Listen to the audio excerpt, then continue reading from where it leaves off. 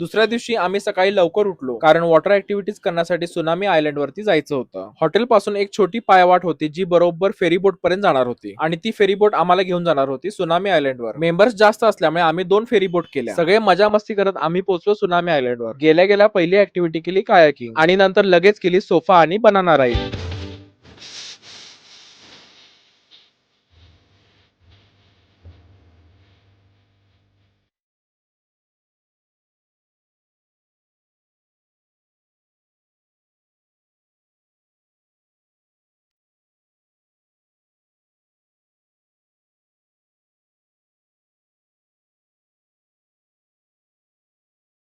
फुल मजा मस्ती झाल्यानंतर भूक तर खूप लागली होती. सुनामी आयलंड वरती सगळीकडे पाणी वाढलं होतं त्यामुळे मस्त त्या पाण्यात नाश्ता करण्याची मजा काही वेगळीच होती. पोटभर नाश्ता करून आम्ही रूम वर आलो. मस्त सगळे तयार झालो, चेकआउट केलं आणि कुडाळच्या दिशेने निघालो. कुडाळमध्ये माझा मित्र शुभम राणे याचं लक्ष्मी हॉटेल आहे जिथे आधीच आम्ही जेवणाची ऑर्डर दिली होती. शुभमने आमच्यासाठी जेवणाची स्पेशल सोय केली होती. सुरमई, प्रॉन्स, चनाक आणि खेकडा मसाला तर नाचखुळा झाला होता. जेवण करून आम्ही सगळे कुडाळच्या घरी गेलो कारण या घरी सगळ्यांना जाऊन बरेच दिवस झाले होते. थोडा टाइमपास केला आणि परतीच्या प्रवासाला लागलो. अशा प्रकारे आमची मालवण देवबाग ट्रिप एकदम मस्त झाली.